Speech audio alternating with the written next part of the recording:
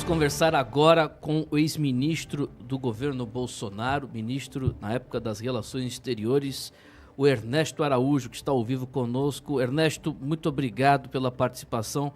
Uma honra tê-lo aqui no Brado Jornal. Bom dia. Bom dia, muito bom estar com vocês aqui, uma honra para mim. Ernesto, como é que você vê a situação atual, direto ao ponto, do nosso Brasil de 2023 e 2024?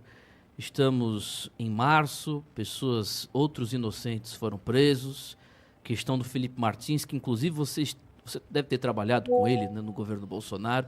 Já foi comprovado que ele não estava a bordo, nem na narrativa da esquerda ele fazia parte, ou seja, ele não estava nem nesse avião com destino a Orlando, acompanhado aí do Bolsonaro, estava em Curitiba. Como é que se vê toda essa situação, Ernesto?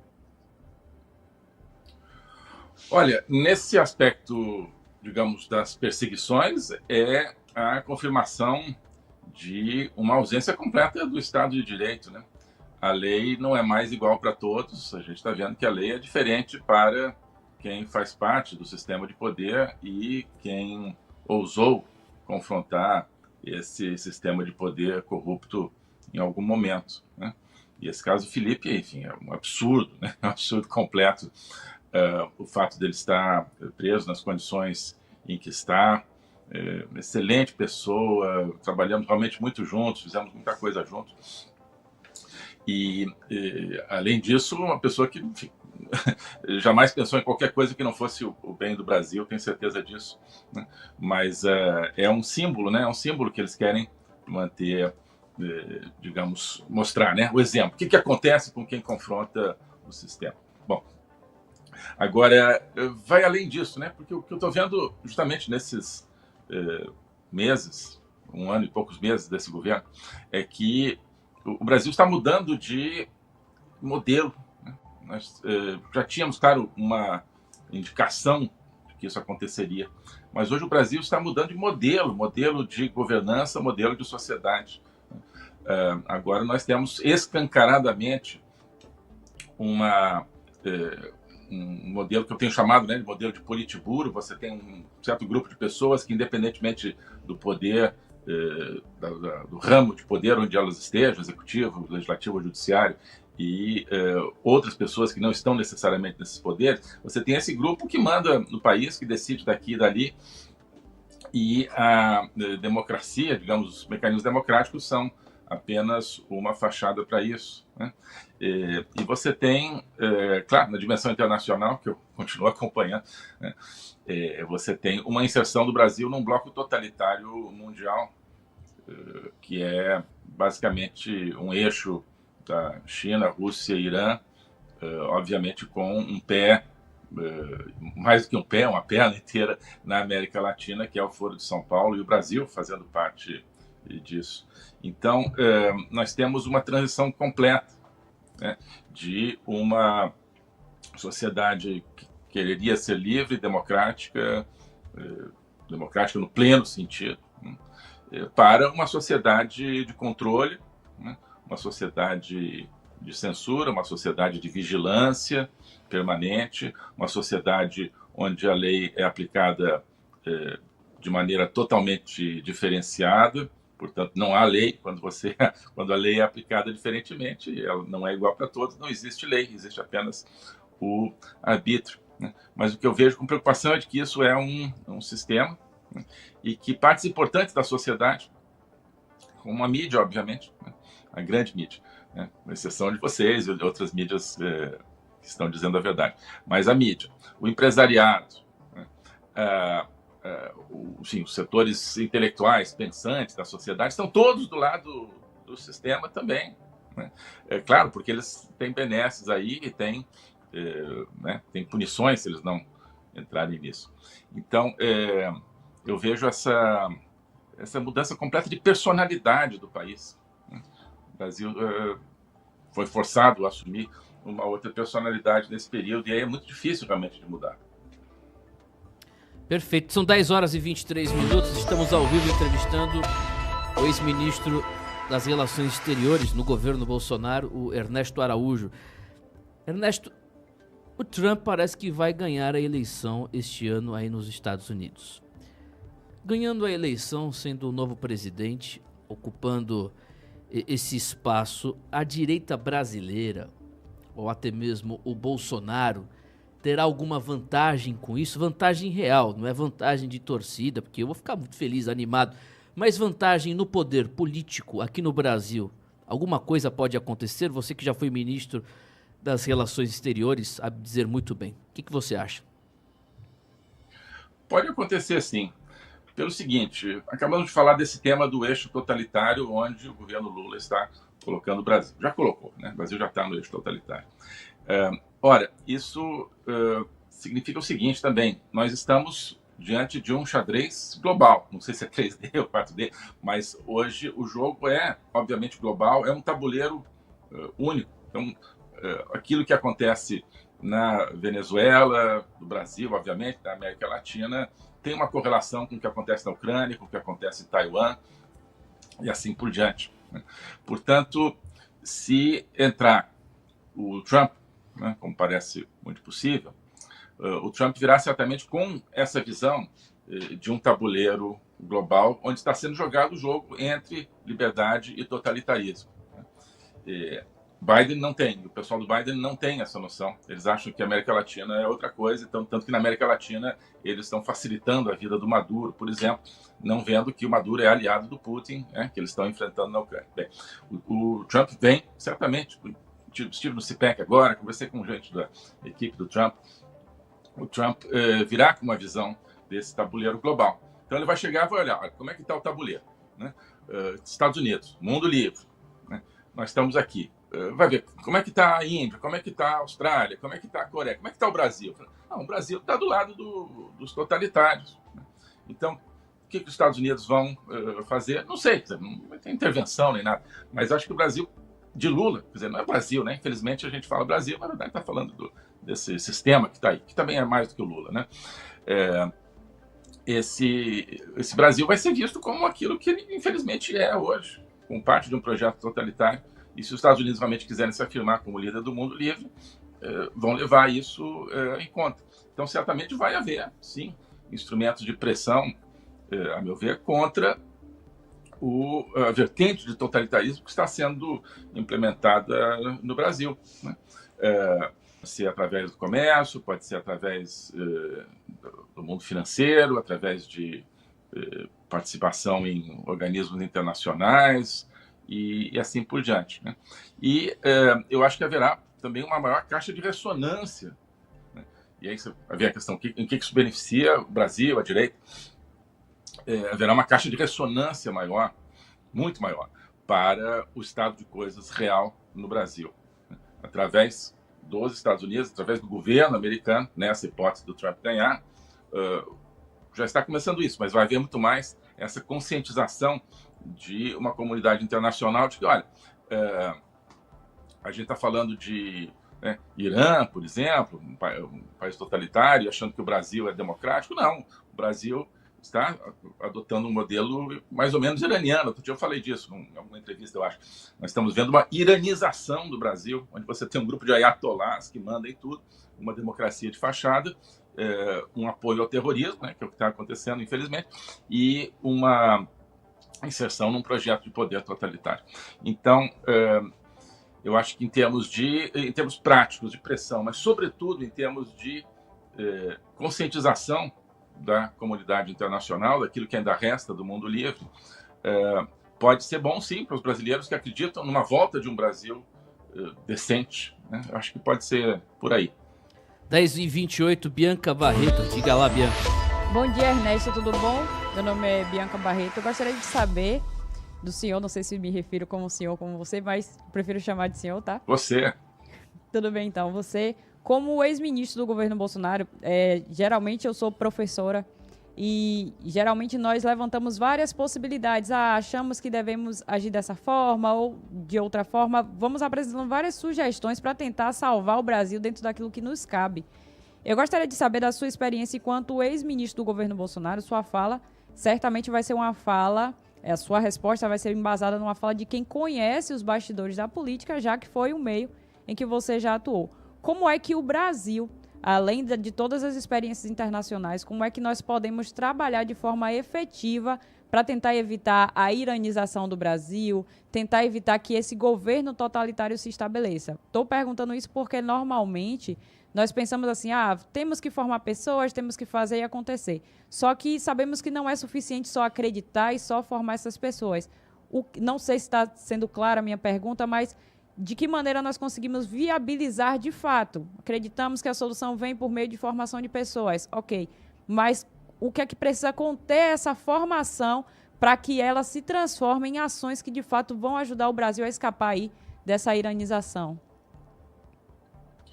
Perfeito. Olha, eu acho que a gente precisa de ações em dois níveis, no nível macro e no nível micro. No nível macro, eu acho que é urgente a criação de um partido de direita, um partido conservador no Brasil. A gente está vendo, ouvi aí antes alguém falando aí dos problemas aí dentro do PL, né, de escolha de candidatos. Não dá para você ter uma direita que fica dependendo desse tipo de negociação com a velha política, com o Centrão, com políticos aí que já foram presos por corrupção e tudo isso.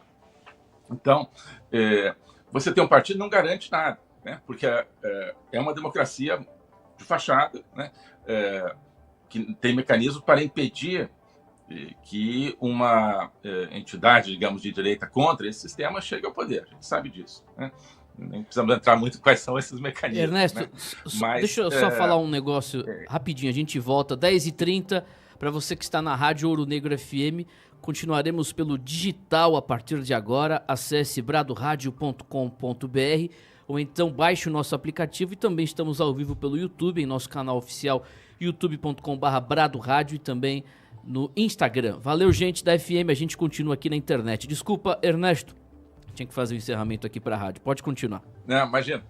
Então, um partido, você precisa de uma casa para os conservadores, para a direita brasileira. Hoje não tem, tenho dito isso, né? Hoje os conservadores vivem de favor num quartinho do PL. Né? Não pode ser assim, tem que ter uma casa onde as pessoas se sintam bem. Falando da minha experiência no governo Bolsonaro, a gente sentia essa falta, né?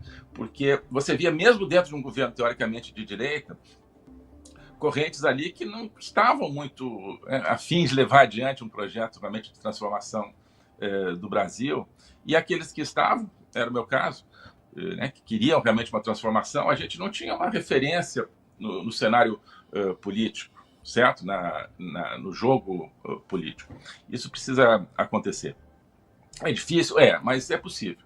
Bom, no nível micro, que talvez até seja mais importante, é necessário desenhar pequenas ações no nível local, no nível da comunidade, diferentes, digamos, independentes, mas as pessoas precisam usar sua criatividade para inventar associações disso, associações daquilo, para agir diretamente, digamos, junto a escolas, junto ao tema da educação, para agir no plano do município, para agir na pressão a parlamentares e assim por diante, e também iniciativas, claro, como você mencionou, fundamental na formação. Né? Formação, a gente precisa uma efervescência de ideias, novamente, como já existiu, precisamos devolver isso ao meio conservador. Né? Eu, modestamente, procuro contribuir um pouco para isso com a iniciativa que eu tenho, que é a Academia Folha Política, junto com meus parceiros aí nessa iniciativa, onde eu tenho o meu curso de logopolítica, né, como eu chamo, que é o estudo da política a partir de uma dimensão filosófica, e onde agora nós estamos iniciando um curso de formação de ação política também. Somos poucos ali, né, mas existe o tema da semeadura. A gente precisa semear. Eu acho que existem outras iniciativas interessantes nesse sentido, mas eu realmente só acredito que as coisas mudem a partir das ideias. Não adianta a gente pegar da ação e passar para a ideia. Você nunca vai chegar na ideia. Se você começar, como é que vai ser? Quem que a gente vai apoiar para vereador de não sei aonde? Mas ele tem que fazer um acordo com não sei quem. Não é assim que as coisas realmente mudam. Você precisa ter um cenário de discussão e de aprofundamento de de ideias. Né? O ser humano, eu ainda acredito que o ser humano não é uma máquina, né? O ser humano ele trabalha a partir do seu coração e do seu pensamento. Perfeito. Jami Davis, fazer a pergunta ao nosso entrevistado, Jami. Bom dia, ministro Ernesto Araújo, um prazer tê-lo aqui na Brado. Ministro, o senhor provavelmente está acompanhando essa visita da comitiva brasileira aqui em Washington, e uma das coisas que muitas pessoas estão discutindo é os perigos dessa visita, no sentido das consequências para o Brasil nas relações internacionais com os Estados Unidos. E a palavra sanção tem sido utilizada várias vezes, né? Sanções de todas as formas. Como é que o senhor vê isso dentro de um Brasil que está caminhando cada vez mais para terminar seus relacionamentos internacionais com países que defendem a democracia e estreitar cada vez mais relacionamentos com o comunismo? Como é que o senhor vê a possibilidade das sanções aparecerem ainda esse ano, antes do Trump, e com fé em Deus, né, quando o Trump entrar, porque é com isso que a gente está contando, que é necessário que isso aconteça, o Trump entrando, o que é que o senhor acha que vai acontecer? Olha, nesse ano de 2024, com o Biden no poder, eu não acredito que aconteça algo de concreto nessa direção que você estava mencionando. Eu acho que foi muito importante essa visita dos parlamentares a Washington, justamente naquele tema da conscientização mundial. Eu acho que cada vez mais pessoas começam a discutir e questionar a narrativa da grande imprensa mundial. Porque assim como existe uma narrativa no Brasil, existe a mesma narrativa, no fundo, até mais superficial, tá? No mundo livre, né? Europa, Estados Unidos. Então as pessoas estão acostumadas a ler aquela notícia, Lula é um democrata, Bolsonaro, os bolsonaristas são autoritários, e o Brasil está muito bem, tem uma democracia e protege o meio ambiente, sei lá mais o que. Essa é a narrativa. Né? E agora vem cá, mas tem parlamentares indo lá dizendo que o Brasil é uma ditadura. Vamos começar, talvez, a ter que questionar, cavar um pouco mais a fundo para saber o que está realmente acontecendo. Algumas pessoas manterão a narrativa anterior, mas as pessoas vão começar a se perguntar, vem cá, o que está acontecendo realmente no Brasil? Isso é uma oportunidade muito importante, porque parte do poder do Lula é a legitimidade que, de maneira totalmente manipulada e falsa, mas que ele acaba tendo junto aos países democráticos, sobretudo Europa e Estados Unidos. Né? Ele está fazendo o que está fazendo, está acontecendo o que está acontecendo no Brasil, mas ele chega nos fóruns e olha só o Lula e tal. Então, isso mudando, cria uma outra percepção e tira do governo, do sistema atual do Brasil, essa rede de segurança que eles têm, digamos, no mundo, esse apoio, né, de uma consciência mundial. Claro que o tema do antissemitismo demonstrado pelo Lula, pelo governo brasileiro, em relação a Israel, apoio ao terrorismo, isso também conta, né?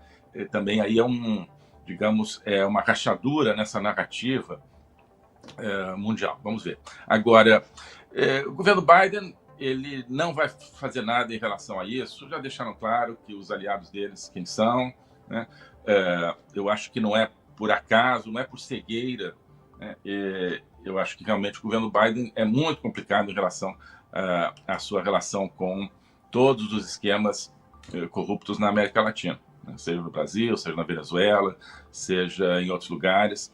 Eles não estão trabalhando em favor dos princípios democráticos em nenhum lugar. Tenho falado sobre isso. Né?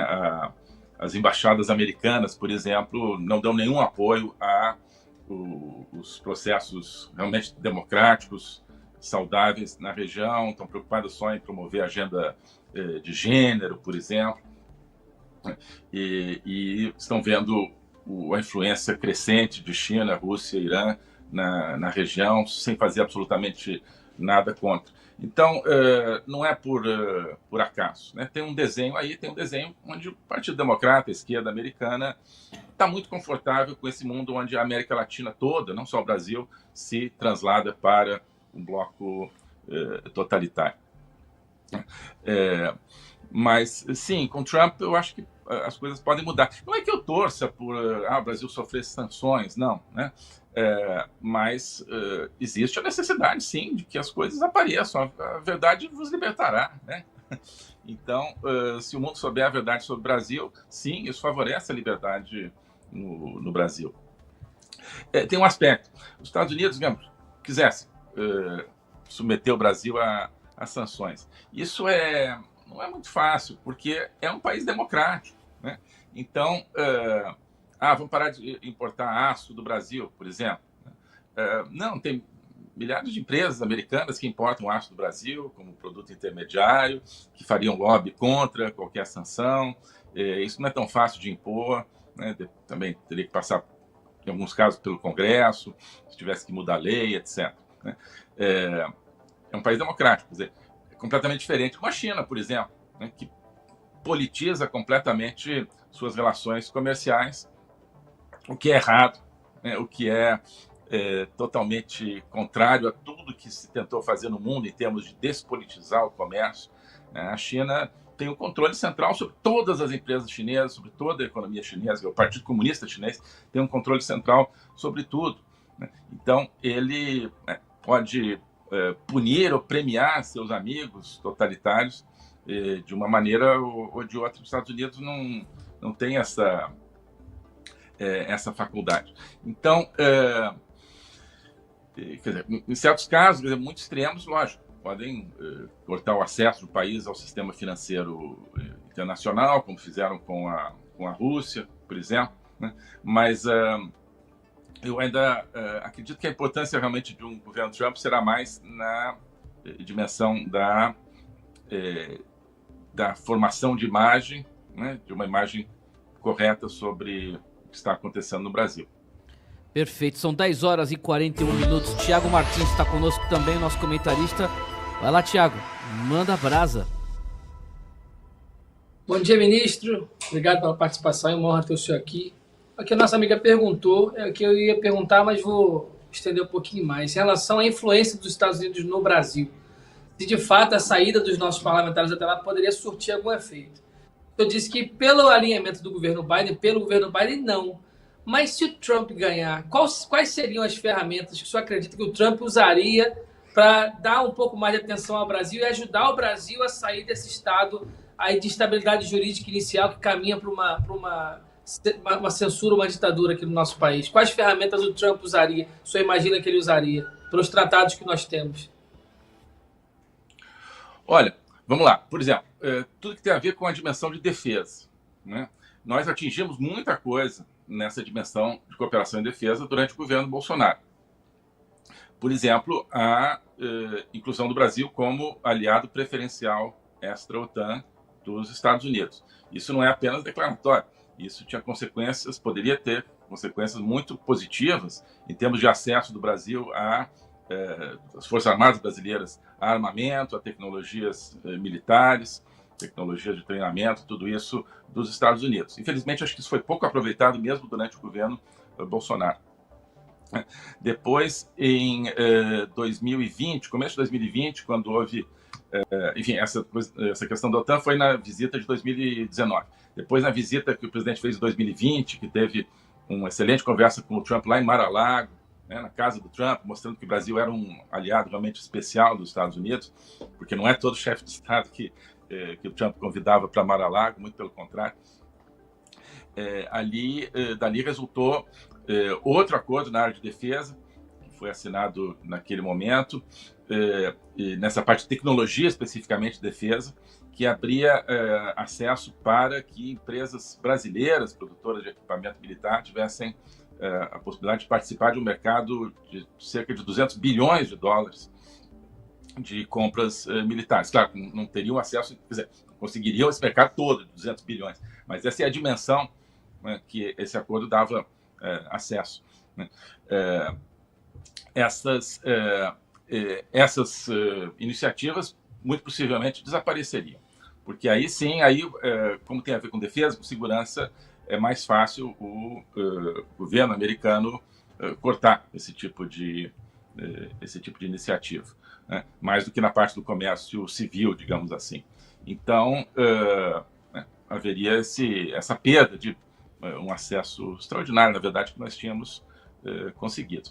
Agora, pode acontecer também, por exemplo, né, na dimensão, eu falei aquele exemplo do aço, né, mas pode acontecer também, isso é um setor muito específico, onde existe muita sensibilidade no mercado americano para as importações de aço do Brasil, e graças à boa relação política que nós tínhamos, nós conseguimos evitar uma sobretaxa ao aço brasileiro no período do Trump, né?